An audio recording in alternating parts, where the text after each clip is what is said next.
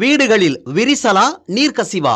உங்கள் கட்டடங்களில் ஏற்படும் அனைத்து பிரச்சனைகளுக்கும் நிரந்தர தீர்வை உத்தரவாதத்துடன் தருகிறது பில்டிங் டாக்டர். கால்நடைகளுக்கு மரியாதை செய்யும் விதமாக தமிழ்நாடு முழுவதும் மாட்டுப்பொங்கல் கோலாகலமாக கொண்டாடப்பட்டது.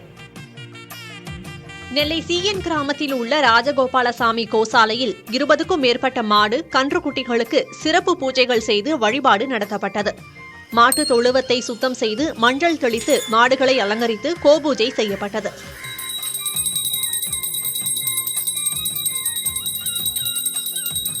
தூத்துக்குடியில் 12 வகையான சுமார் 70 நாட்டின பசுக்கள் பராமரிக்கப்படும் கோசாலையில் பசுக்களுக்கு பூஜை செய்யப்பட்டது.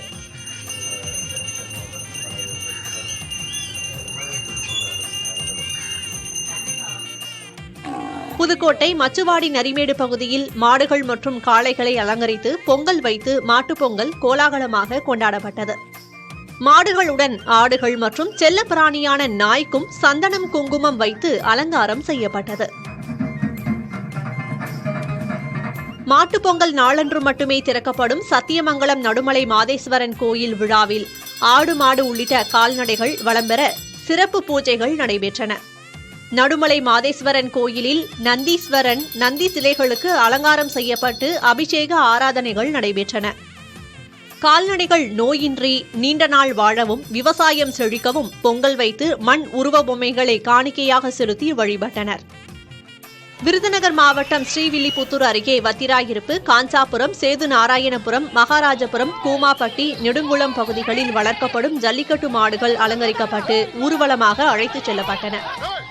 மேளதாள சத்தம் கேட்டு சில மாடுகள் ஓடியதால் பரபரப்பு ஏற்பட்டது.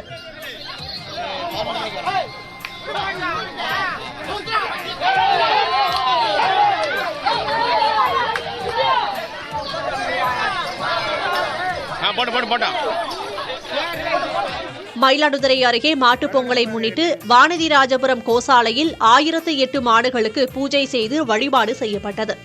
மாடுகளை குளிப்பாட்டி நெட்டி மாலைகள் அணிவித்து சிறப்பு பூஜைகள் செய்யப்பட்டன. வீடுகளில் விரிசலா நீர்க்கசிவா? உங்கள் கட்டடங்களில் ஏற்படும் அனைத்து பிரச்சனைகளுக்கும் நிரந்தர தீர்வை உத்தரவாதத்துடன் தருகிறது பில்டிங் டாக்டர்.